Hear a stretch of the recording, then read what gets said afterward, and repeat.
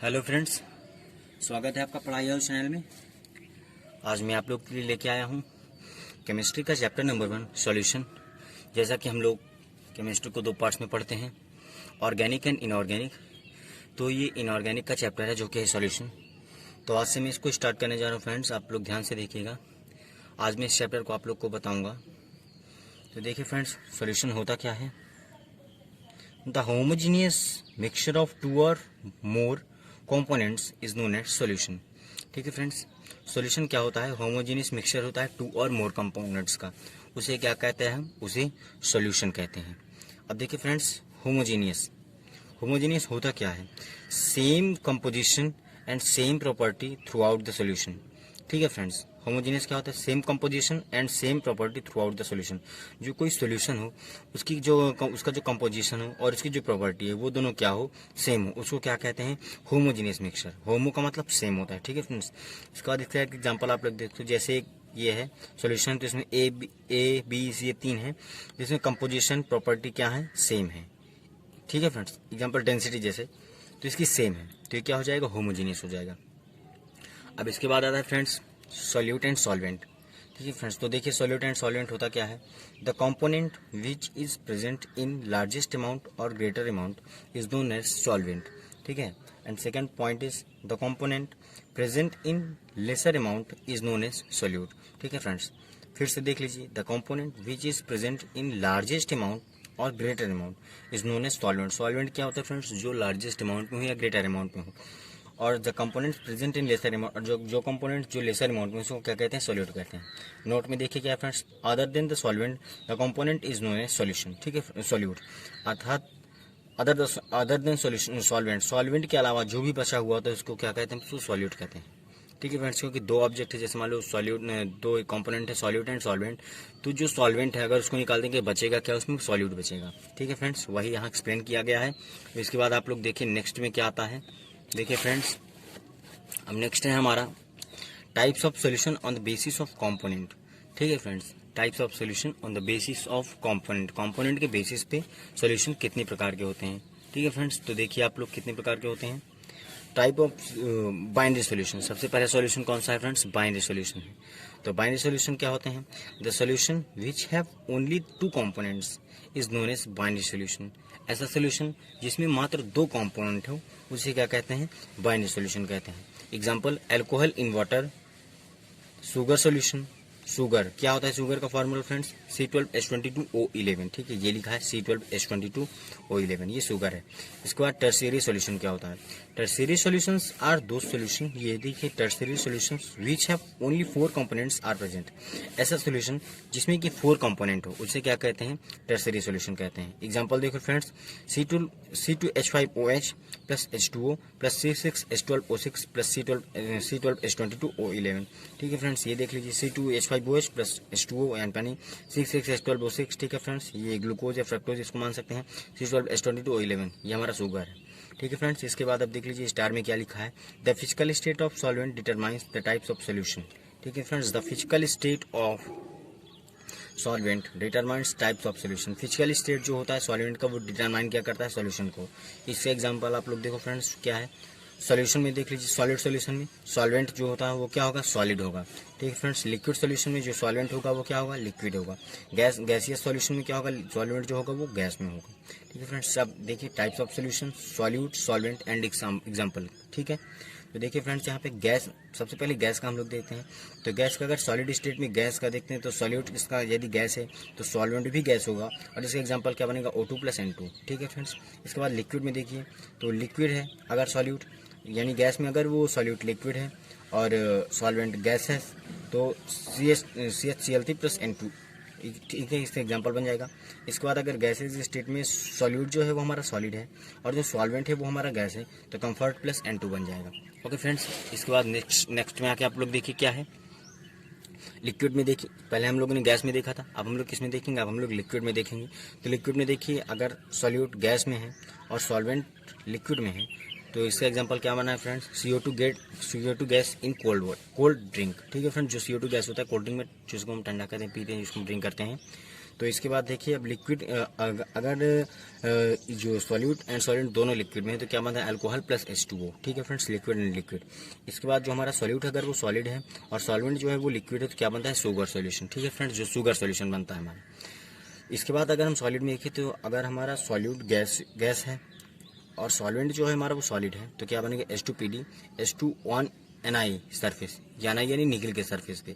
ठीक है फ्रेंड्स, अब इसके बाद जो हमारा सॉल्यूट है वो लिक्विड हो और जो सॉल्वेंट हो वो सॉलिड हो तो क्या बनेगा H2PD। ठीक है फ्रेंड्स, इसके बाद थर्ड देखिए फ्रेंड जो होगा अगर हमारा सॉल्यूट जो है वो सॉलिड है और सॉल्वेंट जो है वो भी सॉलिड है तो एलॉय बनेगा यानी ब्रास एंड ब्रोंज। इस टाइप से एग्जांपल है। ठीक है फ्रेंड्स, अब नोट में आप लोग देख लीजिए ब्रास एंड ब्रोंज का फॉर्मूला क्या था, किससे मिलकर बना हुआ। तो ब्रास किससे बनता है Cu प्लस Zn जिंक। ठीक है, Zn पे जिंक है, Cu कॉपर है। तो ब्रास किससे बनता है कॉपर प्लस जिंक से क्या बनता है हमारा ब्रास बनता है। और ब्रोंज किससे बनता है कॉपर प्लस Sn यानी टिन। ठीक है, इससे क्या बनता है ब्रोंज बनता है। ये ब्रास एंड ब्रोंज होते हैं।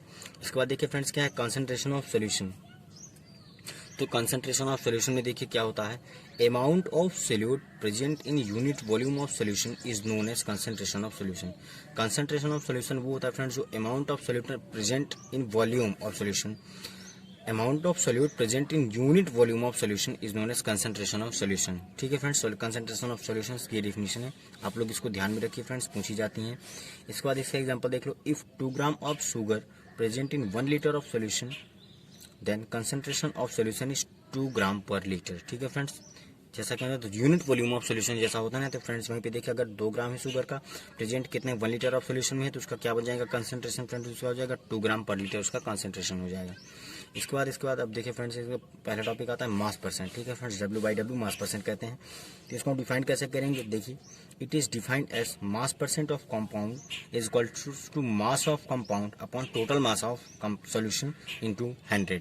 ठीक फ्रेंड्स, फिर से देख लीजिए फार्मूला टाइप में है फ्रेंड्स, अगर आप लोग इसको देख लेंगे ये फार्मूला टाइप में आपको दिख रहा है तो इसको कैसे आप लोग याद कर लीजिए, mass percent of compound is equal to mass of compound upon total mass of solution into 100। ये क्या है फ्रेंड्स, मास परसेंट है। इसका एग्जांपल आप लोग देख लीजिए फ्रेंड्स, अभी आगे मिलेगा आप लोग को, कैसे आप लोग क्लियर कर पाओगे इसको, देखिए होता कैसे है। तो amount of solute in gram present in 100 gram of solution. ठीक है ना, इसका एग्जांपल नंबर देख लो कितने हैं, पहले 1 देखिए आप लोग, 10 gram of NaCl W/W means 10 gram of NaCl present in 100 gram of solution, it means 10 gram of NaCl plus 90 gram of water. ठीक है फ्रेंड्स, 10 ग्राम ऑफ NaCl का बोल है। ठीक है फ्रेंड्स, अगर 10 ग्राम ऑफ NaCl का बोल है इट मीन्स क्या है 10 ग्राम NaCl प्रेजेंट है कितने 100 ग्राम के सोल्यूशन में प्रेजेंट है। तो इसका मतलब क्या हुआ, जो 10 ग्राम है वो हमारा NaCl है, बाकी जो 90 ग्राम बचा है वो हमारा क्या है वाटर है। ठीक है फ्रेंड्स, इसके बाद एग्जाम्पल नंबर 2 देख लो, 10 gram of glucose W/W means 10 gram of glucose present in 100 gram of solution, it means 10 gram of C6H12O6 plus 90 gram of water। ठीक है फ्रेंड्स, 10 ग्राम ग्लूकोज 10% ग्लूकोज है। ठीक है, इसका मतलब 10 ग्राम ग्लूकोज प्रेजेंट किसमें 100 gram of solution मतलब 100 ग्राम solution में प्रेजेंट है। तो इसका क्या मतलब है 10 ग्राम जो 10 ग्राम है वो हमारा क्या है वो ग्लूकोज है और 90 ग्राम हमारा क्या है वो वाटर है। इसके बाद थर्ड एग्जांपल आप लोग देख लीजिए friends, 25% of H2SO4 W/W means 25 gram of H2SO4 present in 100 gram of solution, it means 25 gram of H2SO4 plus 75 gram of water. ठीक है फ्रेंड्स, अगर 25 ग्राम क्या है H2SO4 यानी sulphuric acid W/W means 25 gram of H2SO4 present in 100 gram of solution, यानी कि H2SO4 जो 25 ग्राम है वो कितने 100 ग्राम ऑफ सोल्यूशन में प्रेजेंट है। तो इसका क्या मतलब हुआ कि जो 25 ग्राम है वो H2SO4 है और 75 ग्राम हमारा क्या हो जाएगा वाटर हो जाएगा। ठीक है फ्रेंड्स, इसके बाद पॉइंट नंबर 2 आता है जो है कि वॉल्यूम परसेंट। ठीक है, वॉल्यूम परसेंट VY से डिनोट करते हैं। तो देखिए amount of solute ml present in 100 ml of solution is known as क्या वॉल्यूम परसेंट। क्या होता है amount of solute ml millilitre present in 100 ml of solution.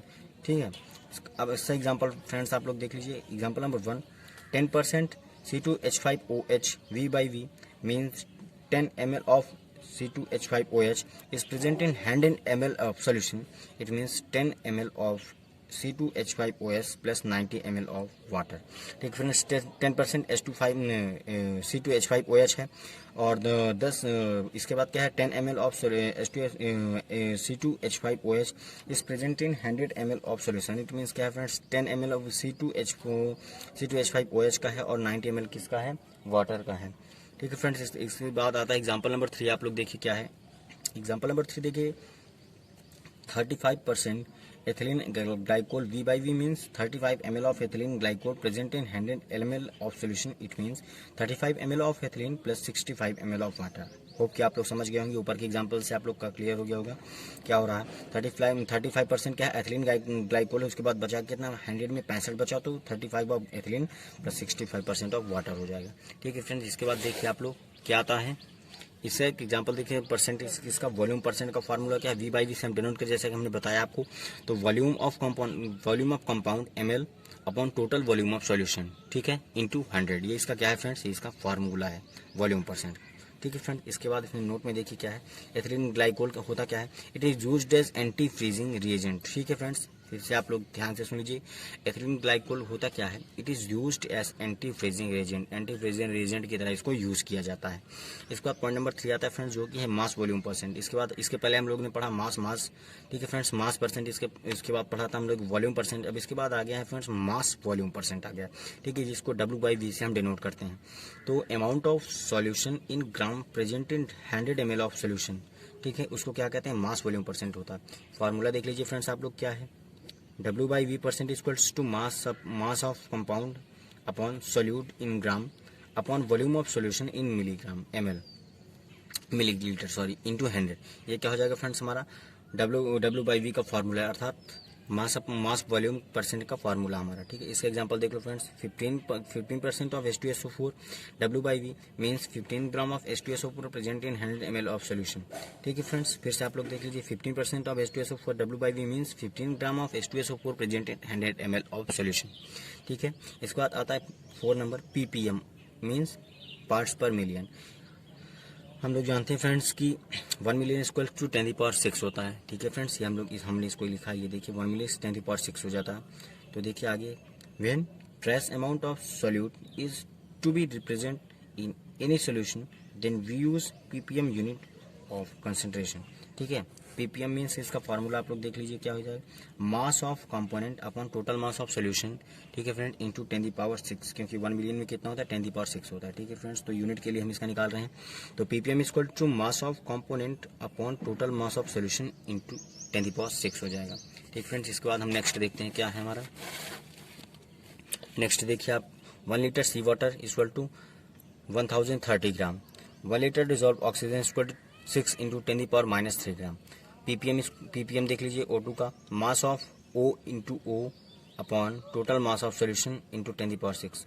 ठीक है, तो 6 इंटू 10⁻³ इंटू 10⁶ जो मिलियन के लिए यूज़ करेंगे अपॉन 1030 हो जाएगा। ठीक है फ्रेंड्स, एक एग्जाम्पल की तरह है, तो इसका क्या हो जाएगा 5.8। इसके आगे देख लीजिए, 5.8 gram of dissolve oxygen is present in per 10⁶ gram of sea water of 1 litre. ठीक है फ्रेंड्स, इसके बाद एग्जांपल देख लीजिए एक और, 1 litre of water 3 into 10⁻³ gram of Cl। ठीक है फ्रेंड्स, डेंसिटी इक्वल्स टू क्या होता है, फार्मूला हम लोग को पता है फ्रेंड्स, डेंसिटी इक्वल्स टू होता है मास अपॉन वॉल्यूम होता है। तो मास का हमारा फार्मूला बन जाएगा ऐसे करने से, तो मास का हो जाएगा डेंसिटी इंटू वॉल्यूम हो जाएगा। तो डेंसिटी इसकी क्या है 1 है, और मास हमारा और वॉल्यूम इसका क्या है 1000 वॉल्यूम है।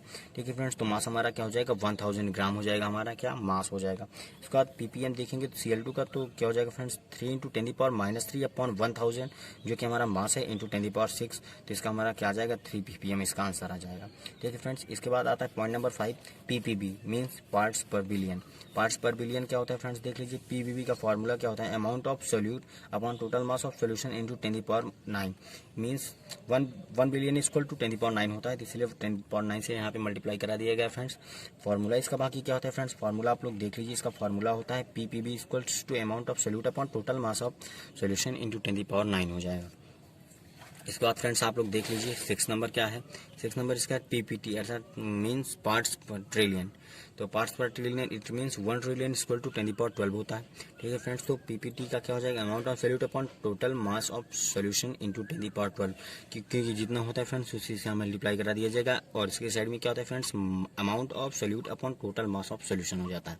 ठीक फ्रेंड्स, होप आप लोग का क्लियर हो रहा होगा मैं क्या कह रहा हूँ। अब इसके बाद फ्रेंड्स आता है मोल फ्रैक्शन। तो मोल फ्रैक्शन क्या होता है, देखिए आप लोग ध्यान से देखिएगा, ये एग्जाम में जरूर पूछा जाता है मोल फ्रैक्शन। तो देखिए friends, mole fraction it can be defined as mole fraction of compound is equals to number of mass of component upon total number of moles of all components. ठीक है फ्रेंड्स, फिर से आप लोग देख लीजिए, mole fraction of compound is equals to number of moles of component upon total number of moles of all component. ठीक है फ्रेंड्स, एक एग्जांपल देख लीजिए, 1 2 3 डैश डैश कर एक्स्ट्रा ये नंबर ऑफ मोल्स हैं। ठीक है फ्रेंड्स, x1 x2 x3 ये क्या है फ्रेंड्स, ये इसके नंबर ऑफ मोल्स हैं। ठीक है फ्रेंड्स, 1 2 3 4 5 ये x तक जा रहा है, तो ये क्या नंबर ऑफ मोल्स हैं। इस example number 2 a and b ये देख लीजिए, एग्जांपल है सब। इसके बाद आता है मोल फ्रैक्शन। मोल फ्रैक्शन ये काई ए देख लीजिए, chi A equal to Na upon Na plus NB। ठीक है फ्रेंड्स, काई ए के लिए हम इसको यूज करते हैं, और chi B equals to NB upon Na plus NB use करते हैं। ठीक है फ्रेंड्स, ये दोनों हमारे हैं। अब chi A plus chi B equals to 1 होता है। ठीक है फ्रेंड्स, ये होता है। इसको चलो हम लोग प्रूव करते हैं फ्रेंड्स, कि इसको कैसे कर पाते हैं इसको हम देखेंगे। प्रूविंग इसका नहीं दिया गया है फ्रेंड्स, लेकिन आप लोग इसको समझ सकते हैं कैसे हो जाएगा ये। अगर फ्रेंड्स यहीं पे हम देख लीजिए, chi A plus chi B, अगर इसको हम दोनों को ऐड करेंगे फ्रेंड्स, तो इसका बेस जो है वो यानी डिनोमिनेटर जो है वो फ्रेंड्स सेम है। अगर डिनोमिनेटर इसका सेम है तो एक डिनोमिनेटर के ऊपर वाले फंक्शन को ऐड कर देंगे। इट मीन्स ये हो जाएगा finally Na plus NB upon Na plus NB हो जाएगा फ्रेंड्स। ये कैंसिल आउट हो जाएगा, बचेगा हमारा क्या 1। तो वही फ्रेंड्स यहाँ पे एक फार्मूला बेस बना के कर दिया गया है कि chi A plus chi B equals to 1 हो जाता है। ठीक है फ्रेंड्स, ये फार्मूला हो गया जिसका हम न्यूमेरिकल्स में इसका यूज हमको मिलेगा, तो इसके लिए हम इसको देखेंगे। ठीक है फ्रेंड्स, इसके बाद आता है हमारा note, mole fraction and molarity do not depend upon temperature, it mean that is they are temperature independent. ठीक है फ्रेंड्स, आप लोग ध्यान से सुन लीजिएगा, नोट में क्या लिखा है, बहुत इंपॉर्टेंट पॉइंट है फ्रेंड्स, ये कंपटीशन में भी पूछ लिया जाता है। तो इसमें 1 वर्ड में दिया रहता है टेम्परेचर क्या है, डिपेंडेंट होता है, इंडिपेंडेंट होता है। तो इसमें फ्रेंड्स आप लोग को क्या लिखना है कि इंडिपेंडेंट होता है किसमें, mole fraction and molarity do not depend upon temperature, that is they are temperature independent. कौन कौन से, mole fraction and molarity, sorry molality है। तो mole fraction and molality do not depend upon temperature, that is they are temperature independent. क्योंकि वो क्या होते हैं, टेम्परेचर इंडिपेंडेंट होते हैं, तो वो टेम्परेचर पे डिपेंड नहीं होते हैं। ठीक है फ्रेंड्स, अब इसके बाद आप लोग देखिए, क्वेश्चन है हमारे पास एक न्यूमेरिकल है। तो देखिए क्या है numerical, A solution has 25% of H2O, 25% of ethane of ethylene alcohol and 50% of acetic acid by wait, calculate mole fraction of each components. अब ईच कंपोनेंट्स का क्या पूछ रहा है फ्रेंड्स, मोल फ्रैक्शन पूछ रहा है ईच कंपोनेंट्स का। ठीक है फ्रेंड्स, तो देख लीजिए, प्लस H2O का मोलर मास क्या होता है, मॉलिक्यूलर मास हमारा 18 हो जाएगा वाटर का, और C2H5OH का क्या है 46, और CH3COH का क्या है 60 है। ठीक है फ्रेंड्स, अब मोल्स ऑफ H2O, अब इसका मोल निकालेंगे तो मास अपॉन मॉलिक्यूलर यानी 25% अपॉन 18 हो जाएगा। ठीक है, वेट अपॉन मॉलिक्यूलर वेट तो 25 अपॉन 18। अब मोल्स ऑफ C2H5OH का देख लीजिए 25.46, जैसे कि मॉलिक्यूलर मास हम लोग ने यहाँ पे निकाला है। इसके बाद मोल्स ऑफ CH3COOH तो 50 अपॉन 60। ठीक है फ्रेंड, 50% अपॉन 60 यानी वेट अपॉन मॉलिक्यूलर वेट। इसके बाद काई H2O यानी क्या हम निकालें friends, mole fraction. Mole fraction को काई से डिनोट करते हैं, काई ऑफ H2O पहले वाले का H2O का। ठीक है फ्रेंड्स, तो क्या आ रहा है 25 अपॉन 18 अपॉन 20, यानी क्या हमने इसके पहले हम लोग इसका फार्मूला क्या पढ़े हैं, जैसे काई ए इक्वल्स टू तो काई ए अपॉन काई ए प्लस काई बी। ठीक है फ्रेंड्स, तो इसी तरह यहाँ पे हम फार्मूले का यूज़ कर रहे हैं। तो इसका हमको अगर निकालें तो इसके अपॉन टोटल का इसका समझोगा उसके अपॉन में आएगा। ठीक है फ्रेंड्स, तो 25 अपॉन 18 अपॉन, अब 25 upon 18 plus 25 upon 46 plus 50 upon 60। अब इसका सबका फ्रेंड्स एक हम इसको पूरा डिनोमिनेटर में सबका ऐड रखेंगे, और ऊपर उसी टर्म का हमको रखना है। ठीक है फ्रेंड्स, तो ये हो जाएगा, ये ऊपर हो जाएगा। इसके बाद सबका एडिशन जो हो जाएगा वो हमारा बेस वो आ जाएगा डिनोमिनेटर में।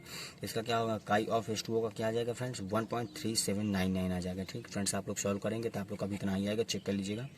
इसके बाद काई ऑफ C2H5OH देखेंगे तो ये वाला है फ्रेंड्स, तो इसको रख के बाकी सबका अपॉन कर देंगे तो 25 अपॉन 46 अपॉन सबका ये डिनोमिनेटर में ऐड करेंगे तो 1.37802 आ जाएगा। इसके बाद काई ऑफ CH3COH का लेंगे तो 50 अपॉन 60 प्लस ये जो 25 upon 18 plus 25 upon 46 plus 50 upon 60 आ जाएगा। तो इसका फ्रेंड्स आंसर क्या आ जाएगा 1.37866 का आंसर आ जाएगा। ठीक है फ्रेंड्स, उसके बाद नेक्स्ट क्वेश्चन लेके चलते हैं। इसी तरह फ्रेंड्स आप लोग क्वेश्चन सॉल्व करेंगे, आप लोग को काफ़ी आसान होगा सॉल्व करने में। देखिए, calculate the mole fraction of ethylene glycol in solution containing 25% of C2H5O2 by mass. ठीक है फ्रेंड्स, फिर से आप लोग सुन लीजिए, calculate the mole fraction of ethylene glycol in solution containing 25% of C2H5O2 by mass. ठीक है फ्रेंड्स, ये न्यूमेरिकल है, तो देख लीजिए फ्रेंड्स C2H5O2 का 20/62, ठीक है फ्रेंड्स। यानी इसका मोल्स जो निकालें, क्या मास अपॉन मॉलिक्यूलर मास होता है, तो इसको हम डायरेक्टली यहाँ से फाइंड कर पाए फ्रेंड्स, क्या है 0.32 मोल्स मिल जाएगा हमको। अब H2O को देख लीजिए फ्रेंड्स, तो 80/18 हो जाएगा, ठीक है friends. Wait upon molecular weight, तो 4.44 मोल्स हमको यहाँ से मिल जाएगा। अब इसका हमको मोल फ्रैक्शन निकालना है फ्रेंड्स, तो काई C2H5O2, ये पहले वाले का हमको क्या मिला है फ्रेंड्स, तो देख लीजिए 0.32 अपॉन इन दोनों का एड सम, ठीक है फ्रेंड्स। ये दो हैं, एक टर्म और दूसरा टर्म, ये दो टर्म है, तो इन दोनों का जो सम हो जाएगा, ठीक फ्रेंड्स, वही हमारा मोल फ्रैक्शन में आएगा। तो mole fraction of C2H5O2 equals to 0. ये वाला फ्रेंड्स 0.32 अपॉन 0.32 प्लस 4.44 हो जाएगा, ठीक है फ्रेंड्स। 32/476 आ जाएगा। तो इसका हम जो फ्रेंड्स डिवाइड करेंगे तो 0.067 मोल्स इसका आंसर आ जाएगा। उसके बाद मोल फ्रैक्शन ऑफ H2O यानी वाटर, ये जो है, तो सेकंड वाले का क्या आ जाएगा फ्रेंड्स, तो 1 माइनस 0. अब देखिए फ्रेंड्स दो ही है इसमें, ठीक है फ्रेंड्स। इसको हमको निकालने का सबसे आसान तरीका, क्योंकि इसमें दो ही ऑप्शन है, ठीक है फ्रेंड्स, तो 0.067 आ गया है, तो इसमें 1 से माइनस इसको कर देंगे तो 0.9933 मोल्स आ जाएगा, ठीक है फ्रेंड्स। अगर आप इसको वैसे निकालना चाहते हैं तो आप इसको इसी तरह से भी निकाल सकते हैं जैसे ये है। तो आप इस पे जैसे आप उसको ऐसे निकालना चाहते हैं तो 4.44 अपॉन 0.32 प्लस 4.44 कर देंगे फ्रेंड्स, तो हमारा यही आंसर आ जाएगा जो यहाँ पे आया हुआ है। अब इसके बाद फ्रेंड्स आता है मोस्ट इंपॉर्टेंट टॉपिक, जो है नॉर्मेलिटी। तो देखिए नॉर्मेलिटी क्या होती है फ्रेंड्स। मोस्ट इंपॉर्टेंट बात आप लोग की क्या है कि ये सब जो मोलैरिटी, नॉर्मेलिटी, ये सब जो है फ्रेंड्स आप लोग के एग्जाम में आने वाली चीज़ें हैं, तो आप लोग इसको बेहद ध्यान से पढ़िएगा फ्रेंड्स। तो देखिए क्या है नॉर्मेलिटी, क्या होता है, इसको एन से डिनोट करते हैं, कैपिटल एन से, जो कि ये लिखा हुआ है कैपिटल एन है। तो ये क्या है, molarity, it means it is defined as number of gram equivalent of solid present in 1 litre of solution, ठीक है फ्रेंड्स। फिर से देख लीजिए, it is defined as number of gram equivalent of solid present in 1 litre of solution, ठीक है friends. N equal to number of gram equivalent of solid upon volume of solution in litre. किस में होना चाहिए friends, litre में होना चाहिए। इसका फार्मूला है कि इसका नॉर्मेलिटी का फार्मूला है। तो देखिए फ्रेंड्स, स्टार बना के हमने कुछ लिखा है, आप लोग इसको ध्यान से देखिएगा। Gram equivalent means equivalent weight of solute in gram, किसमें फ्रेंड्स, ग्राम में। ग्राम इक्विवेलेंट मीन्स, यानी ग्राम इक्विवेलेंट का मतलब क्या होता है, equivalent weight of solute in gram. तो यानी equal to weight in gram होना चाहिए और equivalent weight into volume in litre, ठीक है फ्रेंड्स। यही फार्मूला जो है इसको हमने मिनी मेकर के लिख दिया, शॉर्टेड फॉर्म में लिख दिया इसको, क्योंकि न्यूमेरिकल्स में हमको सीधे इसी को रख देंगे फ्रेंड्स, तो हमारा आंसर आ जाएगा, ठीक है फ्रेंड्स। इसके बाद नेक्स्ट हमारा क्या आता है फ्रेंड्स, हम देखते हैं, आइए।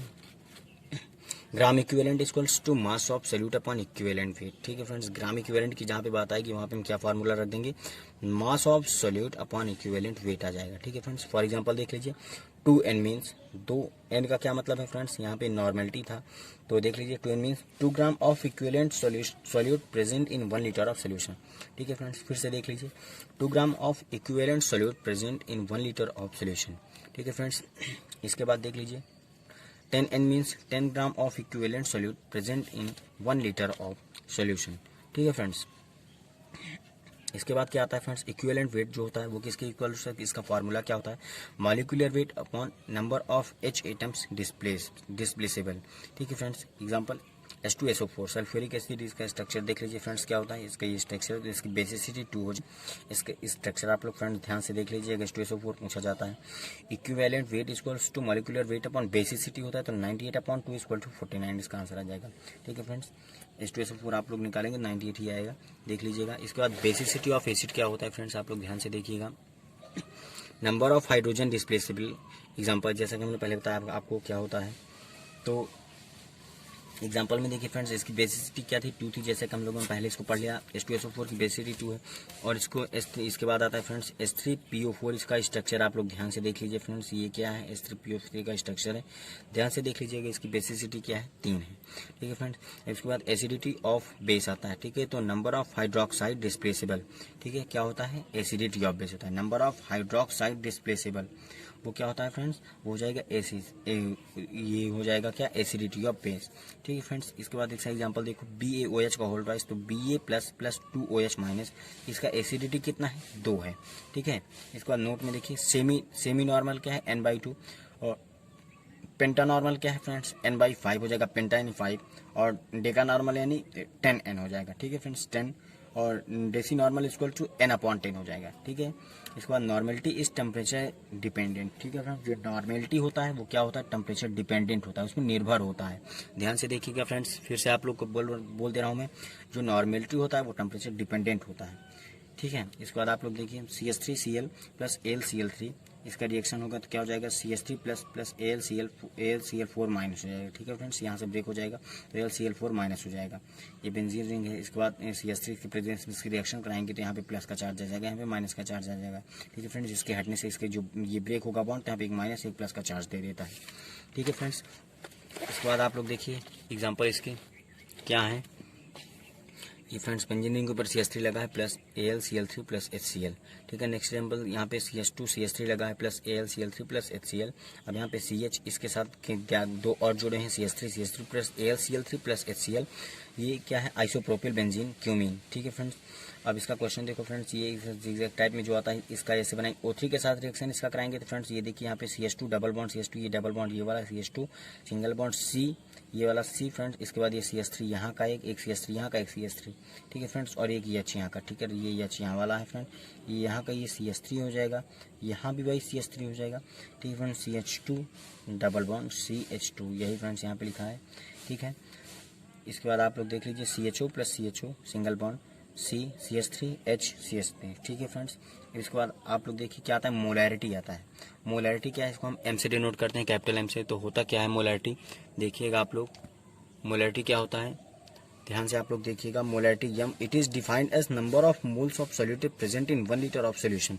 ठीक है फ्रेंड्स, मोलैरिटी क्या होता है, number of moles of solution, number of moles of solute present in 1 liter of solution. Molarity is defined as number of moles of solute present in 1 liter of solution, 1 litre के solution में present हो। ठीक है friends, उसके बाद देखिए आप moles. अब देखिए मोल इक्वल टू फार्मूला क्या होता है इसका, इसको कैपिटल एम से डिनोट करेंगे, wait of solute upon molecular weight of solute. ठीक है friends, wait of solute upon molecular weight of solute. ठीक है फ्रेंड्स, इसका फार्मूला बेस में हम कैसे इसको लिखेंगे, आप लोग ध्यान से देखिएगा, यहाँ से आप लोग देख सकते हैं, M equal to W upon M upon V। ठीक है फ्रेंड्स, तो mole equal to weight upon molecular weight into क्या हो जाएगा फ्रेंड्स यहाँ पे V वॉल्यूम। ठीक है, इसका नोट में देखिए मोलैरिटी इज टेम्परेचर डिपेंडेंट, जो मोलैरिटी होता है वो टेम्परेचर डिपेंडेंट होता है। ठीक है फ्रेंड्स, क्या क्या इंडिपेंडेंट होता है फ्रेंड्स, मोल फ्रैक्शन और क्या मोलैरिटी क्या होता है, टेम्परेचर इंडिपेंडेंट होता है। ठीक है फ्रेंड्स, अब इसके बाद इंपॉर्टेंट देखिए क्या है, बहुत ही इंपॉर्टेंट पूछा जाता है फ्रेंड्स, ये बार बार पूछा जाता है, हर बार आपको यही मिलेगा। क्या मिलेगा कि relation between normality and molarity, molarity और नॉर्मेलिटी के बीच का रिलेशन पूछा जाता है। ठीक है फ्रेंड्स, तो N equal to M into molecular weight upon equivalent weight. ठीक है फ्रेंड्स, इसका मेन फार्मूला था। अब देखिए एसिड्स के लिए क्या होगा, N equal to M into basicity. For example H2SO4, molarity इसका यम है, तो नॉर्मेलिटी इक्वल टू क्या हो जाएगा, molarity into basicity equals to M into 2 equals N equals to 2M हो जाएगा। ठीक है फ्रेंड्स, ये एसिड्स के लिए है। अब देखिए फ्रेंड्स H3PO4, अब इसका मोलैरिटी M है। ठीक है ना, तो N equals to molarity into basicity, तो बेसिसिटी H3PO3 का क्या होगा, 3, इसका 3 होगा, जैसा कि पहले हमने आपको बताया है। ठीक है फ्रेंड्स, तो इसका बेसिसिटी क्या है, 3 है, तो N इक्वल टू 3M हो जाएगा। अब फॉर बेसिस के लिए आप लोग देख लीजिए फ्रेंड्स, तो N equal to M into acidity. ठीक है फ्रेंड्स, अभी तक हम लोग किसके लिए देख रहे थे, एसिड के लिए देख रहे थे, अब हम किसके लिए देखेंगे, बेसिस के लिए देखेंगे। तो N equal to M into acidity. ठीक है फ्रेंड्स, तो M इंटू एसिडिटी देखिए, अब इसका एग्जाम्पल देखिए NaOH, तो Na प्लस OH माइनस हो जाएगा, यहाँ पे हम लोग देख सकते हैं, यहाँ पे ये देखिए Na प्लस OH माइनस हो रहा है। ठीक है फ्रेंड्स, तो N equals to M into 1, तो N इक्वल्स टू M हो जाएगा। KOH देख लिए पोटेशियम और हाइड्रोक्साइड के लिए, तो K प्लस OH माइनस हो जाएगा, तो N equals to M into 1, यहाँ पे M क्या है, मोलैरिटी है, तो N इक्वल्स टू M हो जाएगा। ठीक है, अब BaOH का होल ट्वाइस, तो Ba plus plus 2OH minus, यहाँ पे M क्या है, मोलैरिटी 3 है, तो N equals to question mark है, N equals to M into 2, यानी ये मोलैरिटी हमारा कितना था, अभी हमने यहाँ पे पाया 3 है, तो 3 दूना 6, तो N हमारा क्या आ जाएगा, 6 आ जाएगा, 6 नॉर्मेलिटी आ जाएगा। इसके बाद एक एग्जांपल है फ्रेंड्स, आप लोग देख लीजिए इसका, कैलकुलेट द एग्जांपल देखिए, calculate the molarity of solution containing 5 gram of NaOH is present in 450 ml of NaOH। ठीक है फ्रेंड्स, इसके बाद आप लोग देखिए यहाँ पे क्या है, NaOH, तो इसका मॉलिक्यूलर मास कितना हो जाएगा फ्रेंड्स, मॉलिक्यूलर मास इसका हो जाएगा 40 ग्राम, किसका NaOH का मॉलिक्यूलर मास 40 हो जाएगा। वॉल्यूम कितना हमारा दिया गया फ्रेंड्स, वॉल्यूम 450 ml दिया गया हमारा, ये देखिए आप, तो 450 ml है, तो 450 बटे 1000 हो जाएगा, ठीक है फ्रेंड्स। वॉल्यूम निकालने के लिए इसको हम यूज करेंगे, तो 0.45 L आ जाएगा लीटर, ठीक है फ्रेंड्स। नाउ यानी अब देखिए मोलैरिटी हम कैसे फाइंड करेंगे, वेट अपॉन मॉलिक्यूलर वेट, ठीक है फ्रेंड्स। तो ये देखिए यहाँ पे M यानी 5 ग्राम है कंटेनिंग, तो 5/40 इंटू 0.45, ठीक है, ये वॉल्यूम है, और ये हमारा क्या मॉलिक्यूलर मास, ठीक है, wait upon molecular mass into volume, तो 5/18 आ जाएगा, इट मीन 0.27 m, ठीक है फ्रेंड्स। इसके बाद नेक्स्ट एग्जांपल आप लोग देख लीजिए, calculate the molarity of pure water, density जो है वो 1 ग्राम पर ml दिया गया है, ठीक है फ्रेंड्स। इसकी डेंसिटी हमको मिली है 1 ग्राम पर ml, और कैलकुलेट क्या कर रहा है, मोलैरिटी हमसे पूछ रहा है किसकी, प्योर वाटर की। तो देखिए फ्रेंड्स आप लोग इसका क्या हो जाएगा, वी नो, हम जानते हैं density equal to mass upon volume होता है, तो mass equals to volume into density हो ही जाएगा, तो 1 इंटू 1000 हो जा रहा है फ्रेंड्स, यहाँ पे देख लीजिए, ठीक। वॉल्यूम हमारा क्या था, 1 ग्राम पर लीटर, 1 ग्राम पर ml था, हमने पहले क्वेश्चन में पढ़ा इसको। तो मास इसका क्या है हमारा 1000 आ जा रहा है मास। अब मास इक्वल्स टू ये किसका है, ठीक है फ्रेंड्स, ये वाटर का कह रहा है H2O, तो H2O का मॉलिक्यूलर मास क्या है फ्रेंड्स 18 होता है, तो m equals to 1000/18, it means answer is 55.5 gram per litre हो जाएगा, ठीक है फ्रेंड्स। अब इसके बाद आता है हमारा नेक्स्ट क्या है फ्रेंड्स, मोलैरिटी। अभी तक हम लोग क्या पढ़ रहे थे, अभी तक हम लोग मोलैरिटी पढ़ रहे थे, अब लोग मोलैलिटी पढ़ रहे हैं, ठीक है फ्रेंड्स। तो मोलैलिटी होता क्या है, देखिए आप लोग डेफिनेशन के माध्यम से मैं आप लोग को बता रहा हूँ। It is defined as number of moles of solute present in 1 kg of solvent, ठीक है फ्रेंड्स। मोलैलिटी यही होती है, it is defined as number of moles of solute present in 1 kg of solvent. तो m इक्वल्स टू, इसको small m से denote करते हैं फ्रेंड्स, बड़ी चीज इसको स्मॉल m से डिनोट करते हैं, और मोलैरिटी को कैपिटल M से डिनोट करते थे। तो small m equals to number of moles of solute in gram upon weight of solvent in kg यानी किलोग्राम, ठीक है फ्रेंड्स। तो moles equals to weight of solute upon molecular weight of solute, ठीक है friends. Moles का formula हमको पहले से पता था कि वेट अपॉन मॉलिक्यूलर वेट होता है, ठीक है फ्रेंड्स। तो small m equals to weight upon m upon small w into kg, किसमें, ग्राम में। तो वेट अपॉन मॉलिक्यूलर वेट, तो weight upon molecular weight into small m into 1000 upon में हो जाएगा, ठीक फ्रेंड्स। ये हमारा फार्मूला है, इसी को हम फ्रेंड्स अगर हमसे कहीं मोलैरिटी पूछा तो इसी फार्मूले के बेस पे हम उसका आंसर फाइंड कर पाएंगे, ठीक है फ्रेंड्स। ये देख लीजिए फार्मूला बहुत ही सिंपल में लिखा है, वेयर देख लीजिए यहाँ पे m क्या है, स्मॉल m जो है वो मोलैरिटी है, स्मॉल w जो है वो क्या है, वेट ऑफ सोल्यूट है, सोल्यूट का वेट है, स्मॉल m इसके बाद जो है जो मॉलिक्यूलर वेट ऑफ सोल्यूट है, ठीक है फ्रेंड्स। और एक जो W है कैपिटल W वो क्या है, वेट ऑफ सॉल्वेंट है, ठीक है फ्रेंड्स, वो वेट ऑफ सॉल्वेंट है।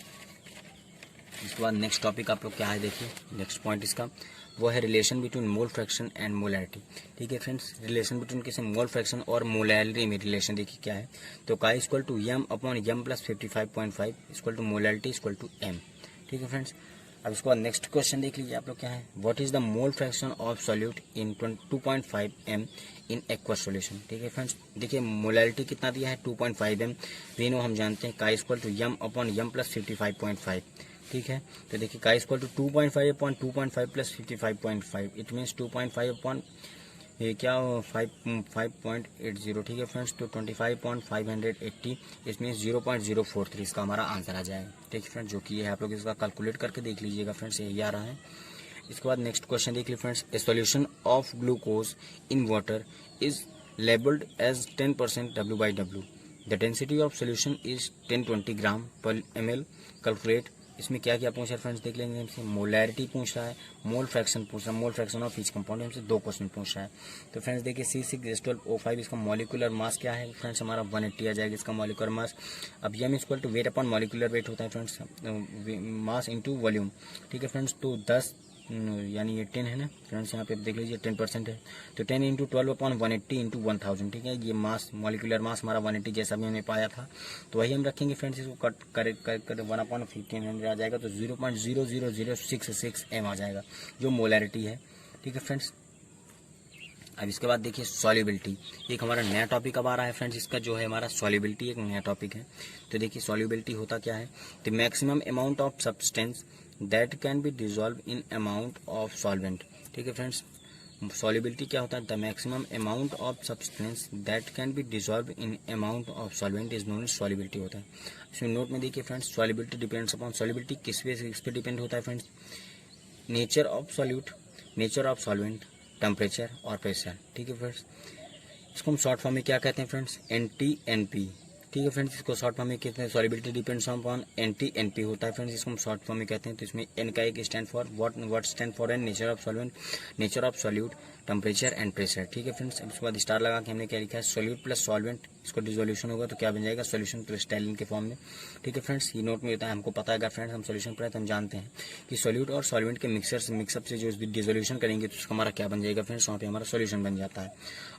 अब देखिए friends, solution of A solid in a liquid. ठीक है फ्रेंड्स, तो इफेक्ट ऑफ टेम्परेचर देखिए क्या होता है, सॉल्यूट प्लस सॉल्वेंट क्या बन जाएगा, सॉल्यूशन बन जाएगा। अब इसका केस 1 देखिए फ्रेंड्स, आप लोग देखिए केस 1 क्या होता है। तो when a solute is dissolved in a solvent and its reaction is endothermic, then according to Le Chatelier principle on the increasing of temperature the equilibrium will shift on the forward direction, that is more of solute is dissolved। ठीक है friends, फिर से देख लीजिए, when solute is dissolved in solvent, जब कोई भी solute dissolve हो and its reaction is endothermic, और इसकी रिएक्शन जो हो एंडोथर्मिक रिएक्शन हो, then according to Le Chatelier principal, तो ली-चार्टलिन प्रिंसिपल के अकॉर्डिंग क्या है, on increasing the temperature, temperature को बढ़ाने पे the equilibrium will shift on forward direction. तो जो इक्विलिब्रियम शिफ्ट हो जाएगा किस डायरेक्शन में फ्रेंड्स, वो फॉरवर्ड डायरेक्शन में शिफ्ट हो जाएगा। ठीक है, इसके बाद आप लोग फिर से देखिए फ्रेंड्स, आगे हम क्या बता रहे हैं आपको ध्यान से सुनिएगा फ्रेंड्स, ये नोट में करके मैंने कुछ लिखा है। तो for endothermic reaction solubility of solid is directly proportional to temperature. ठीक है फ्रेंड्स, वो एंडोथर्मिक प्रोसेस के लिए सॉल्युबिलिटी जो होती है वो डायरेक्टली प्रोपोर्शनल होती है किसके, टेम्परेचर के। ठीक है, अब देखिए case number 2 in equation first, if delta H less than 0 then endothermic reaction, then according to Lee-Chatlin principle on increasing the temperature, solubility of solute decreases। for exothermic क्या है friends, solubility is directly proportional to 1 upon temperature. ठीक है friends, जब exothermic process हो जाएगी तो solubility मतलब indirectly proportional हो जाएगी किसके, टेम्परेचर के, that is solubility equals to 1 upon temperature. और जब जो कौन से जो एंडोथर्मिक प्रोसेस हो जाएगी इसमें फ्रेंड्स, तो ये देखिए डायरेक्टली प्रोपोर्शनल होता है टेम्परेचर के। ठीक है, अब देखिए friends, effect of pressure on the solubility of solid in liquid. ठीक है फ्रेंड्स, इफेक्ट क्या है प्रेशर का on the solubility of solid in liquid. देखिए friends, there is no effect of pressure on the solubility of solid on liquid because the particles of solids are impressible। ठीक है friends, फिर से देख लीजिए आप लोग, इसको समझिए मैं क्या बोल रहा हूँ। there is no effect of pressure on the solubility of solid on liquid because the particles of solids are incompressible। ठीक है, इसको देखिए solubility of gas in liquid. अब सॉल्युबिलिटी ऑफ गैस किसकी, लिक्विड पे। ठीक है, तो देखिए हेनरी लॉ में देखिए सबसे पहले, the solubility of gas in a solvent at specific temperature is directly proportional to the pressure of the gas. ठीक है, इसको हम अदर लैंग्वेज में क्या कह सकते हैं फ्रेंड्स, देखिए अदर में देखिए, amount of gas dissolve in a solvent is directly proportional to nature of gas at constant temperature. ठीक है फ्रेंड्स, किस पे, कॉन्स्टेंट टेम्परेचर पे। ठीक है, ये देखिए लिखा है, amount of gas dissolve in solvent is directly proportional to the nature of gas at constant temperature. ठीक है, मैथमेटिकली इसको क्या कहते हैं कि if m is the amount of gas dissolve. ठीक है, if m is amount of gas dissolve in solvent और liquid, then according to Henry law के अकॉर्डिंग क्या हो जाएगा, m is directly proportional to p। ठीक है ना, तो m is equal to kp where k is equal to Henry law constant, ये हेनरी लॉ कांस्टेंट है। ठीक है फ्रेंड्स, ये जो है यहाँ पे k हेनरी लॉ कांस्टेंट हो जाएगा। अब k डिपेंड्स अपॉन, देखिए हेनरी लॉ कांस्टेंट जो किस पे डिपेंड होता है, nature of solute, nature of solvent, temperature and pressure, ये भी इस पे डिपेंड होते हैं। ठीक है, अब इसको आ जाता है फ्रेंड्स डाल्टन्स एक्सप्लेनेशन। अब डाल्टन्स एक्सप्लेनेशन क्या है फ्रेंड्स, आप लोग देखिए, according to Dalton mole fraction of gas dissolved in a liquid is directly proportional to the partial pressure of gas. ठीक है, फिर से देख लीजिए फ्रेंड्स, डाल्टन्स एक्सप्रेशन क्या है, डाल्टन्स एक्सप्लेनेशन ये है, according to Dalton mole fraction of gas dissolve in liquid is directly proportional to partial pressure of gas. ये किसके डायरेक्टली प्रोपोर्शनल होता है friends, partial pressure of gas के डायरेक्टली प्रोपोर्शनल होता है। क्योंकि friends mole fraction of gas liquid is directly proportional to the partial pressure of gas. ठीक है फ्रेंड्स, ध्यान से आप लोग पढ़िएगा जिस टॉपिक को मैं आप लोग को बता रहा हूँ। तो आगे देखिए फ्रेंड्स, अब आप लोग इसके क्या हो रहा है, गैस ये एक्स जो है, ठीक है, मोल फ्रैक्शन को डिनोट करता है। मैथमेटिकली देख लीजिए, chi is directly proportional to the partial pressure of gas mole fraction of gas dissolve. तो chi equal to K dash P, तो P equals to X upon K dash हो जाएगा। तो पी इक्वल टू जब के ऊपर लाएंगे तो डबल डैश हो जाएगा, तो K double dash X to the power N comma 1 upon K dash equals to K K double dash, ठीक है फ्रेंड्स, ये हमने आपको बताया जैसा कि ऊपर जाएगा तो डबल डैश में आ जाएगा। तो y equal to M X एक इक्वेशन होती है, उसके बेस से हम इसको अगर हम ग्राफिक करते हैं तो फ्रेंड्स पार्शियल प्रेशर यहाँ जा रहा है और ये जो मोल फ्रैक्शन है ये इधर आ रहा है।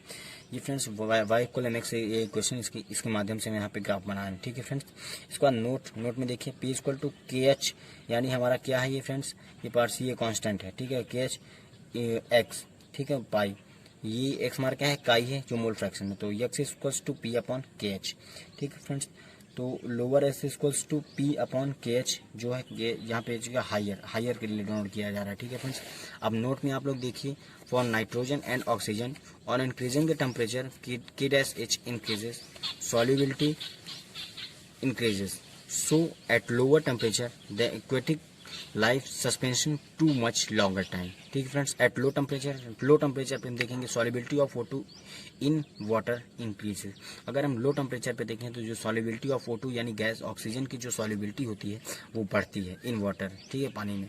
इसके बाद फ्रेंड्स आप लोग देखिए dissolution of gas is exothermic process, therefore on increasing the temperature solubility will decrease, solubility decrease करेगी ऑन इंक्रीजिंग, अगर हम टेम्परेचर को बढ़ाएंगे तो सॉल्युबिलिटी जो होगी हमारी वो डिक्रीज करेगी, ठीक है friends. Solubility is direct inversely proportional to 1/T। ये किस में होते हैं फ्रेंड्स, ये एक्सोथर्मिक प्रोसेस में होती है, क्योंकि इंडोथर्मिक प्रोसेस जो थी वो solubility directly proportional to temperature था, लेकिन ये एक्सोथर्मिक प्रोसेस है तो फ्रेंड्स इसमें इनवर्सली प्रोपोर्शनल हो जाएगा क्या, सॉल्युबिलिटी के, ठीक है फ्रेंड्स। अब इसके बाद आता है सॉल्यूशन, जो कि ideal and non ideal solution होते हैं।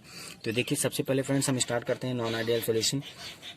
तो देखिए नॉन आइडियल सॉल्यूशन होता क्या है friends, non ideal solution are showing positive deviation from Raoult's law, non ideal solution negative deviation from Raoult's law. जो राउल्स लॉ होता है उसके अकॉर्डिंग जो नॉन आइडियल सॉल्यूशन होता है वो पॉजिटिव एंड नेगेटिव दोनों डेविएशन को शो करता है, ठीक है फ्रेंड्स। अब इसके बाद देखिए आप पॉइंट नंबर 1 हम पहले को इसको लेके चलें, पहले जो क्या शो कर रहा है, जो हमारा पॉजिटिव डेविएशन शो कर रहा है, ठीक है फ्रेंड्स। तो ले लीजिए non ideal solution showing positive deviation from Raoult's law, ठीक है फ्रेंड्स। तो होता क्या है, P total greater than P naught chi A plus P B chi B, delta H mixing greater than 0, delta V mixing greater than 0, ठीक है friends. अब इसके बाद पॉइंट नंबर इसका देखिए क्या है, enthalpy of delta H mixing greater than 0। इसके देखिए क्या कह रहा है friends, since the force of attraction between the components A and B is more than AB components, therefore more heat is required to break the bonds between the AA and BB components, and therefore the system will be endothermic, that is delta H mixing greater than 0। ठीक friends, समझ सकता हूँ कि आप लोग को थोड़ा समझने में प्रॉब्लम हो रही होगी फ्रेंड्स, लेकिन आप लोग कोशिश कीजिए, जरूर आप लोग समझ पाएंगे मैं क्या कह रहा हूँ फ्रेंड्स। आप लोग अगर आप लोग के पास अगर बुक है अवेलेबल है तो आप लोग बुक भी खोल के देखिए फ्रेंड्स, अगर बुक से आप इसमें देखेंगे तो होप कि फ्रेंड्स आप लोग का ये पूरा क्लियर हो जाएगा मैं क्या कह रहा हूँ।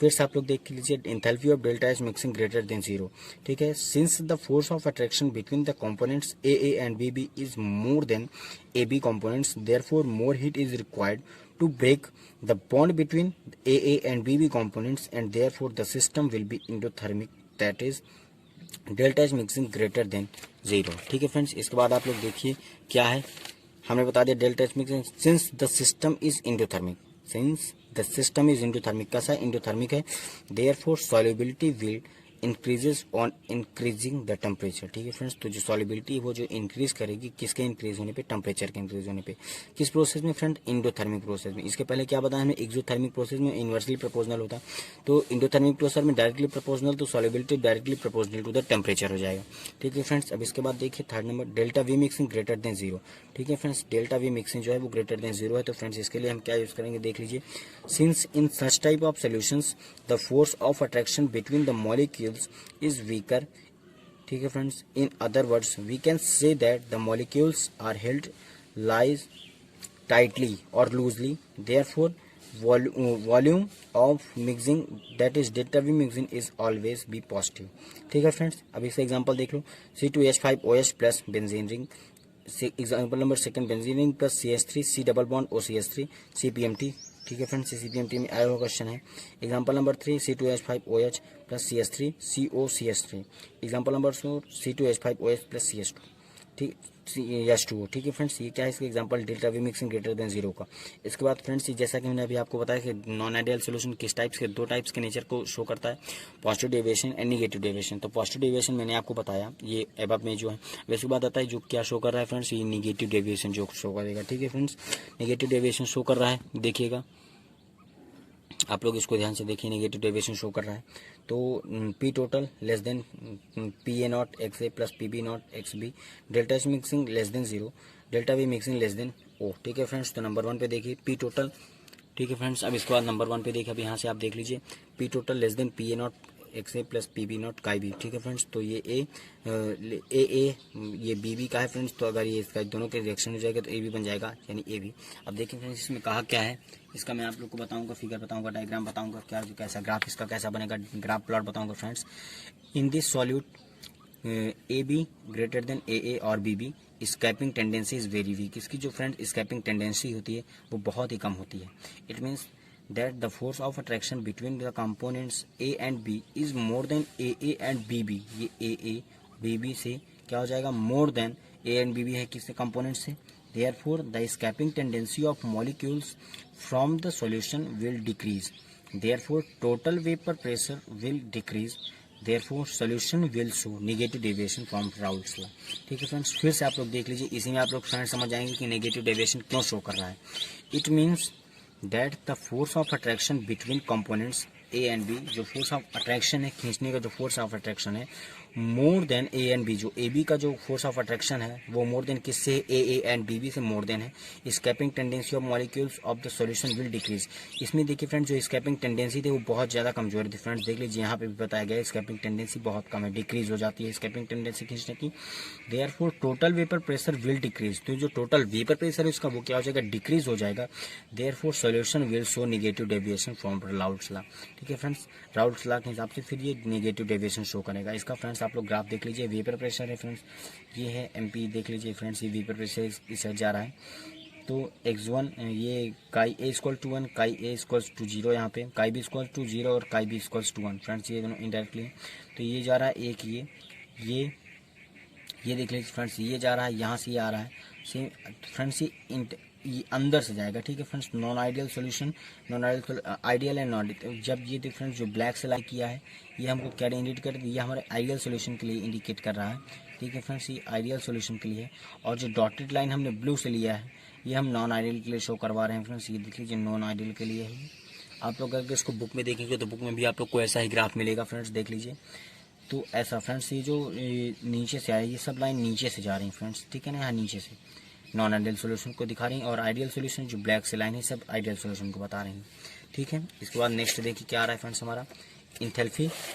देखिए यहाँ पे आप लोग देख लीजिए क्या है, enthalpy of delta H mixing negative, delta H minus less than 0। ठीक है फ्रेंड्स, तो ए बी बी, ये ए बी हो जा रहा है। Since force of attraction between component is more, then it means more energy is released in the bond formation between components A and B and therefore the system will exothermic। ठीक है friends, कैसा system है, exothermic process है।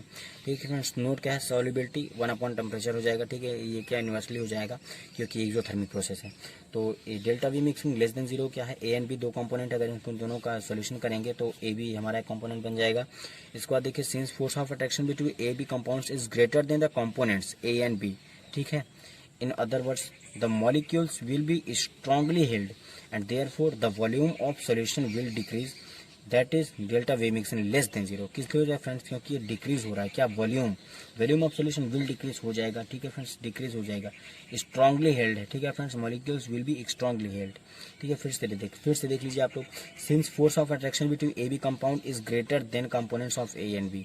ए B compound का जो है friends greater than है किससे, कंपोनेंट ए एंड बी से। In other word molecules will be strongly held and therefore the volume of solution will decrease, that is delta V mixing less than 0। ठीक है friends, hope कि आप लोग का clear हो जाएगा। अब नए टॉपिक के साथ हम आ रहे हैं फ्रेंड्स, यहाँ पे ये देखिए इसी चैप्टर का नया पॉइंट है जो क्या है, आइसोटोनिक सॉल्यूशन। तो देखिए फ्रेंड्स, आइसोटोनिक सॉल्यूशन होते क्या है, आइसोटोनिक सॉल्यूशन आर दो solution which have same osmotic pressure. ठीक है फ्रेंड्स, तो ऑस्मोटिक प्रेशर जिसका सेम हो वो कैसा सॉल्यूशन होता है, वो आइसोटोनिक सॉल्यूशन है। इसके में फ्रेंड्स आगे मैं आप लोग को बताऊंगा ऑस्मोटिक प्रेशर क्या होता है। ठीक है फ्रेंड्स। तो देखिए नोट में क्या है, if A and B are two solutions whose osmotic pressure are pi 1 and pi 2 then if they are isotonic. ठीक है, तो पाई 1 इक्वल्स टू पाई 2, तो C1 RT equals to C2 RT, C1 equals to C2, therefore C1 upon C2 equals to constant हो जाएगा। ठीक है friends, constant हो जाएगा। इसके बाद देखिए फ्रेंड्स हाइपरटोनिक सॉल्यूशन क्या होता है। आइसोटोनिक हम लोगों ने जान लिया है, अब हम लोग देखेंगे ये क्या हाइपरटोनिक सॉल्यूशन। तो हाइपरटोनिक सॉल्यूशन कैसा सॉल्यूशन है, दो solution which have higher osmotic pressure than the other solution is known as hypertonic solution. तो हाइपर से हमको समझ में आ रहा, हाइपर यानी बढ़ा चढ़ा के। तो हाइपरटोनिक सॉल्यूशन जिसमें क्या हो friends, osmotic pressure more than या हायर हो, बहुत ही ज़्यादा ऑस्मोटिक प्रेशर हो, उसे क्या कहते हैं फ्रेंड्स, हाइपरटोनिक सॉल्यूशन कहते हैं। ठीक है, अब इसके बाद आता है फ्रेंड्स हाइपोटोनिक सॉल्यूशन। हाइपोटोनिक कम, तो दो solution which have low osmotic pressure than the other solution is known as hypotonic solution. Other solution से इसका जो ऑस्मोटिक प्रेशर वो लो हो, उसको हम क्या कहते हैं फ्रेंड्स, उसको हम क्या कहते हैं, हाइपोटोनिक सॉल्यूशन कहते हैं। अब फेनोमेना ऑफ ऑस्मोसिस। ठीक है फ्रेंड्स, अब फेनोमेनन देखिए, आप लोग ऑस्मोसिस के फेनोमेनन देखिए फ्रेंड्स। अब हम लोग ऑस्मोसिस के पास पहुंच रहे हैं, जो हम लोग को यहाँ से मिलना शुरू हुआ ऑस्मोटिक प्रेशर, तो अब हम ऑस्मोसिस आपके पास पहुँच रहे, बताएंगे ऑस्मोसिस होता क्या है। तो देखिए रॉ मैंगो, कच्चा आम, when raw mango is in water. ठीक है, जब पानी में हो, कच्चा आम जब पानी में हो तब होता है। ठीक है, नंबर 1। इसके एग्जांपल्स हैं फ्रेंड्स। अब देखिए absorption of soil water by the plants through osmosis. ठीक है फ्रेंड्स, ऑस्मोसिस के माध्यम से, with the help of process. Disease of puffins और swellings is known as oedema due to osmosis. ठीक है फ्रेंड्स, अब रिवर्स ऑस्मोसिस देखिए क्या है। रिवर्स ऑस्मोसिस होता क्या है, the extra pressure more than osmotic pressure applied on the solution side that solvent particles move from the higher concentration to low concentration is known as reverse osmosis। ठीक है friends, जैसे देख लीजिए ये structure से आपको हम बता रहे हैं, जो द एक्स्ट्रा प्रेशर, अधिकतर pressure, more than osmotic pressure, जो एक ऑस्मोटिक प्रेशर है फ्रेंड्स उससे कोई ज़्यादा प्रेशर। ठीक है friends, applied on the side, solution side through the solvent particles. किसके साइड फ्रेंड्स, सॉल्यूशन साइड के पार्टिकल्स के थ्रू किया जाए ये, so that solvent particle move from higher concentration to low concentration.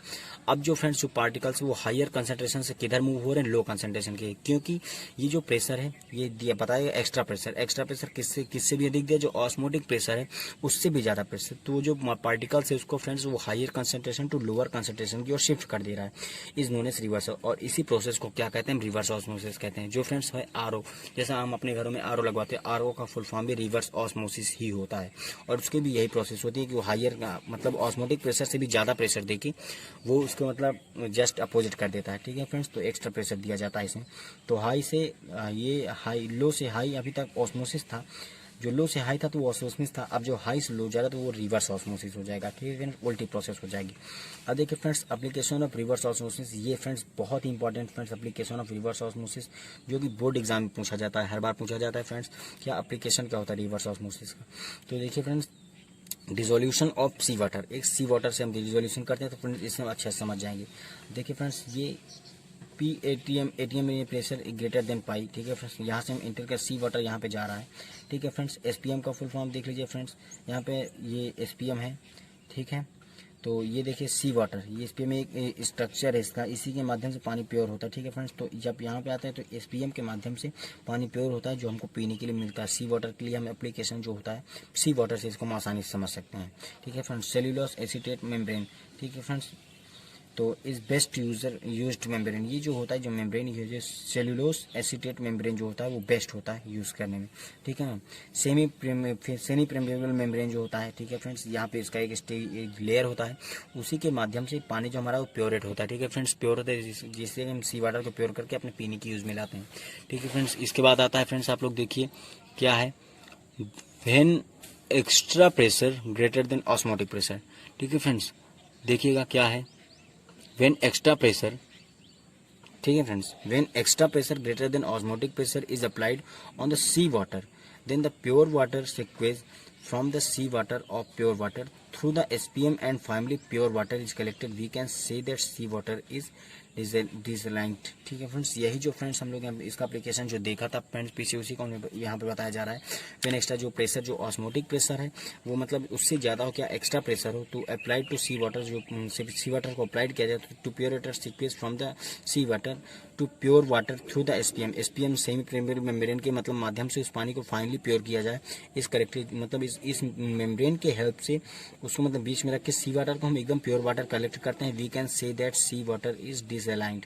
ठीक है फ्रेंड्स, ये हो जाता है यहाँ पे।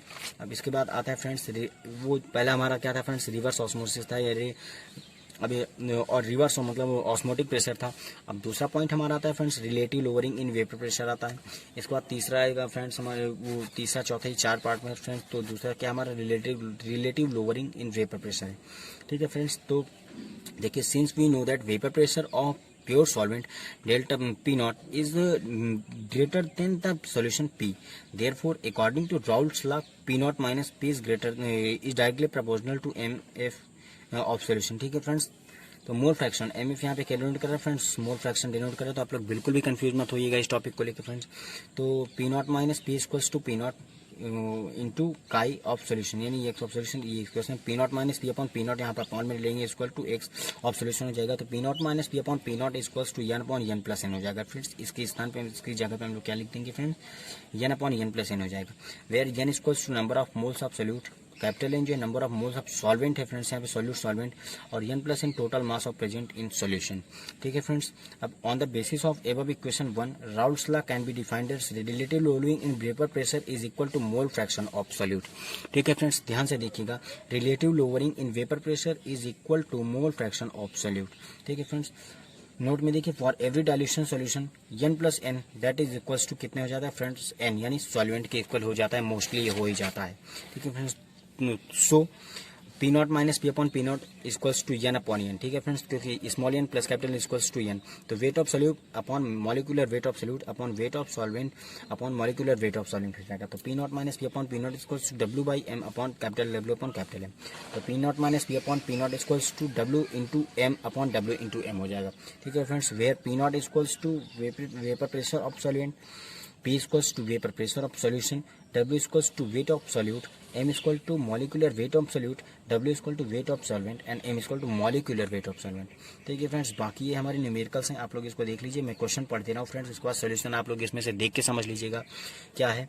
The vapour pressure of pure benzene C6H6 of certain temperature is 0.850 bar in non-volatile and non-electrolyte solid weight 0.5 gram when added on 39 gram of benzene, then M is equal to 78 gram. Vapor pressure of solution is 0.845 bar. What is the mass, molar mass of solute temperature. फिर से इसमें मैंने solution किया है friends, आप लोग solution देख लीजिएगा फ्रेंड्स। इसके बाद नेक्स्ट क्वेश्चन है फ्रेंड्स, इस क्वेश्चन का भी सोल्यूशन आप लोग देख लीजिएगा, मैंने इसमें सोल्यूशन किया है। आते हैं हम नेक्स्ट टॉपिक पे। नेक्स्ट टॉपिक हमारा क्या है friends, elevation in boiling point. ठीक है फ्रेंड्स, तो एलिवेशन इन बॉइलिंग पॉइंट, इसके बाद हमारा आएगा friends depression in freezing point. तो पहले हम देखेंगे एलिवेशन इन बॉइलिंग पॉइंट क्या है।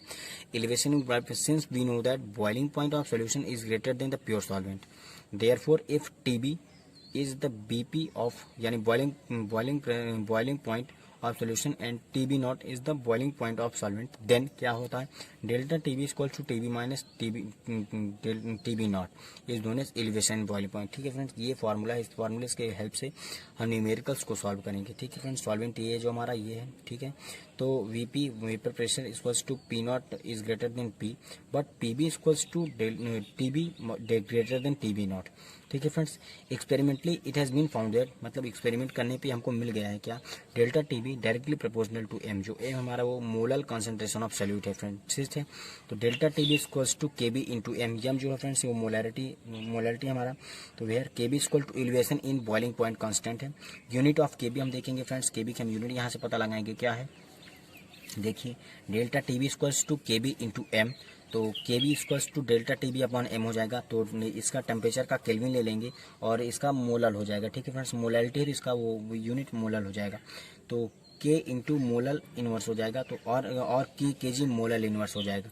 ठीक है फ्रेंड्स, अगेन हम देखेंगे क्या, देखिए अगेन क्या है, delta T B equals to K B into M, K B into number of moles of solute upon weight of solvent in K G हो जाएगा। ठीक है फ्रेंड्स, ये हमारा मोलैलिटी के लिए रखा गया है यहाँ पे। तो delta T B equals to K B into W2 upon M2 upon WN gram में है इंटू 1000। ठीक है फ्रेंड्स, तो delta T B equals to K B into W2 into 1000 upon WN into M2 हो जाएगा। ठीक है फ्रेंड्स, जैसे फार्मूले आप लोग इसी को ज़्यादातर ध्यान दीजिएगा फ्रेंड्स, क्योंकि न्यूमेरिकल में यही सब हमारे लिए हेल्पफुल हो जाएंगे। तो देखिए वेयर क्या है फ्रेंड्स, W2 जो वेट ऑफ सोल्यूट है, M2 जो है weight of molecular weight of solute है, और W जो है वेट ऑफ सॉल्वेंट है। ठीक है फ्रेंड्स, अब इसके बाद आता है नंबर 4, जो है हमने बताया कि डिप्रेशन इन फ्रीजिंग पॉइंट होता है।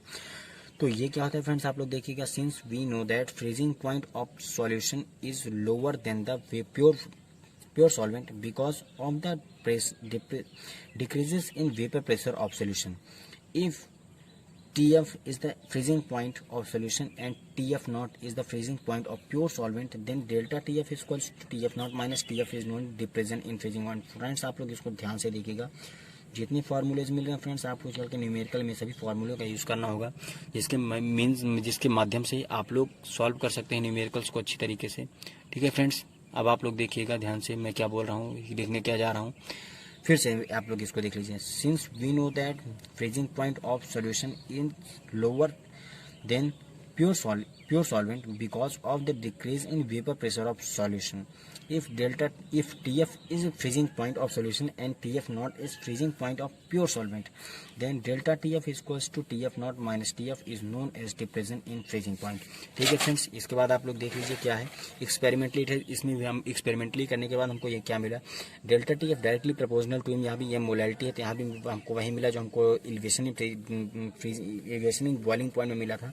तो delta TF is equals to KF into M where M is molality of solution। ठीक है friends, KF which depends upon nature of solvent is known as freezing point depression constant और cryoscopic constant. Unit of KF देखेंगे friends, delta TF equals to KF into M हो जाएगा।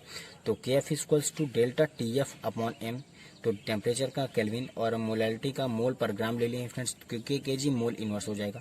Now again from equation number 1 friends, इसको हम मान लेते हैं friends. यहाँ से अगर हम देखते हैं इक्वेशन नंबर 1 से देखते हैं तो डेल्टा TF इंटू ये फ्रेंड्स, यही इसको किसकी जगह पर रखेंगे फ्रेंड्स, इसको हम M की जगह पे ले रहे हैं फ्रेंड्स।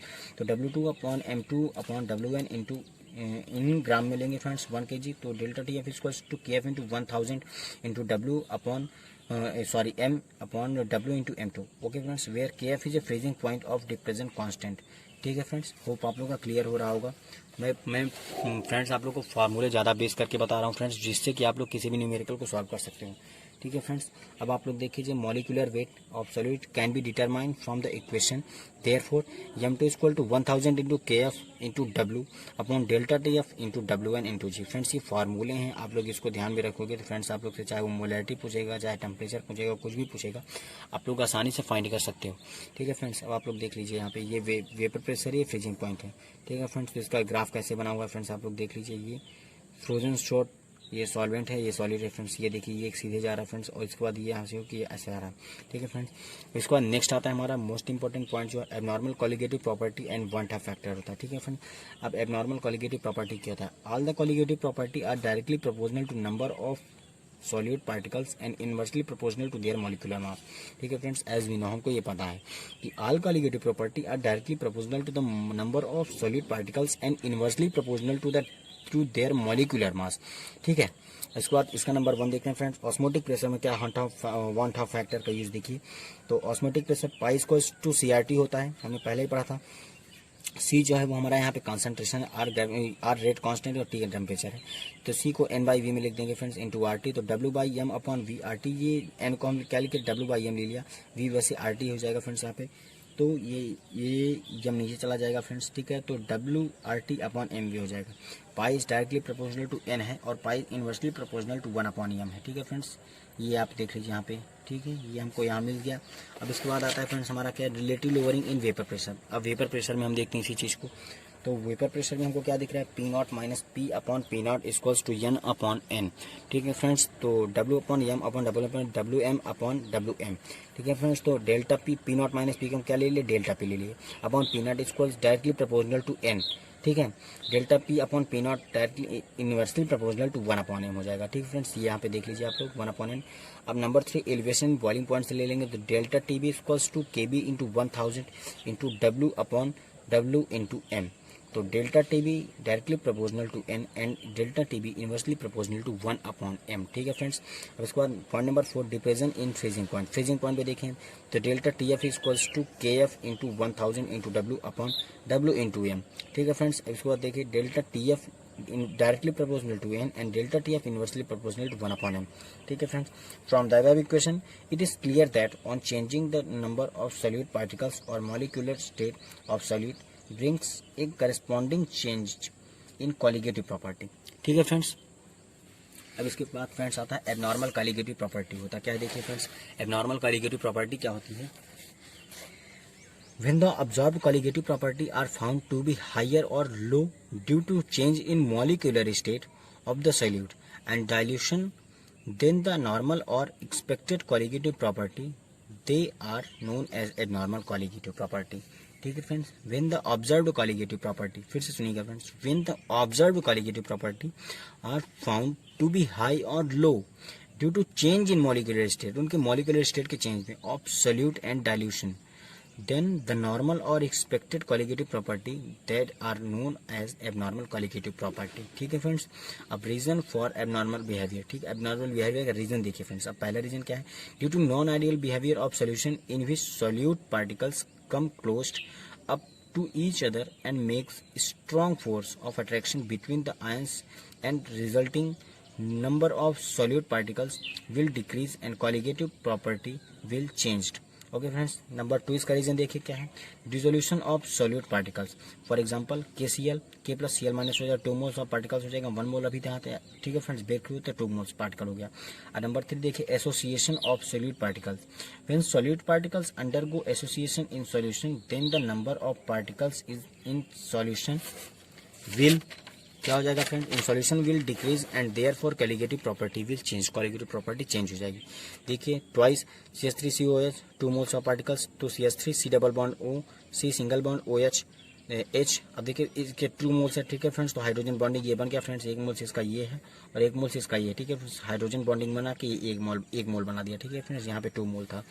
तो in order to account for the abnormal colligative property of such electrolytic solutions in term of non electrolytic solutions, van't Hoff factor introduce a factor called van't Hoff factor, that is, इसको I से denote करते हैं, which can be defined as van't Hoff factor I.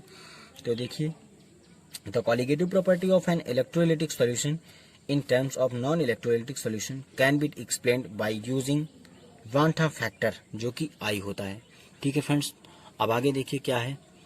the colligative effect produced by the given concentration of electrolytic solution I upon colligative effect produced by the same concentration of non-electrolyte solution। ठीक है friends, फिर से देखिए I equals to क्या है friends? I equals to absorb colligative property upon normal colligative property. ठीक है friends, absorb upon normal. ठीक है, अब यहाँ पे देखिए आप लोग क्या है? I equals to number of solute particles after और एसोसिएशन और डिसोसिएशन। ठीक है friends, upon number of solute particles behave क्या है फ्रेंड्स? ये हमारा क्या हो जाएगा यहाँ पे? और डिसोसिएशन, एसोसिएशन और डिसोसिएशन। तो I equals to pi not upon pi N equals to delta P upon P not upon delta P upon P not N equals to delta T B upon delta T B N, तो delta T F upon delta T F N. ठीक है friends, ये हमारा formula base पे है, सब देख लीजिए फ्रेंड्स आप। अब देखिए dissociation of solute particles I greater than 1, तो A एन ब्रेक करेंगे, Na हो जाएगा, A2 2A हो जाएगा। ठीक है फ्रेंड्स, तो I equal to 1 plus alpha bracket में n minus 1, where alpha equal degree of dissociation, alpha से डिनोट करते हैं n number of particles after dissociation. ठीक है फ्रेंड्स, आफ्टर डिसोसिएशन, ये n क्या है? Number of particles after dissociation हो जाएगा। ठीक है फ्रेंड्स, अब इसके बाद देख लीजिए आप friends, KCl K plus Cl minus I equal to 1 plus alpha n minus 1। ठीक है friends, I plus alpha n minus 1, तो I इक्वल टू 1 ये हो जाए, तो I equal to 1 plus 1 alpha, ये क्या डिसोसिएशन एसोसिएशन के लिए क्या 1 लिया, तो 1 प्लस 1 2 माइनस 1 इक्वल्स टू 2 आ जाएगा हमारा। ठीक है फ्रेंड्स, तो इसके बाद K2SO4 नेक्स्ट एग्जांपल अगर हम लेंगे तो K2SO4 में देखिए तो 2K plus plus SO4 2 minus. ठीक है, तो यहाँ पे आप लोग देखिए I equals to 1 plus alpha n minus 1, 1 plus 1 3 minus 2 equals to 3 हो जाएगा। ठीक है फ्रेंड्स, K2SO4 इसके लिए थे हम। ठीक है, तो 1 प्लस 1 3 माइनस 2 इक्वल्स टू 3। ठीक है, अब इसके बाद देखिए नेक्स्ट एग्जांपल है फ्रेंड्स हमारे लिए, क्या है नेक्स्ट एग्जांपल? आप लोग देखिए Al2 SO4 का होल थ्राइस, तो twice Al3 plus plus 3 SO4 2 minus, तो I equal to 1 plus alpha n minus 1, तो 1 प्लस 1 ये इसके लिए 5 माइनस 1। ठीक है, इक्वल्स टू 5 आ गया। अब एसोसिएशन ऑफ सोल्यूट पार्टिकल्स, तो I इज लेस देन 1।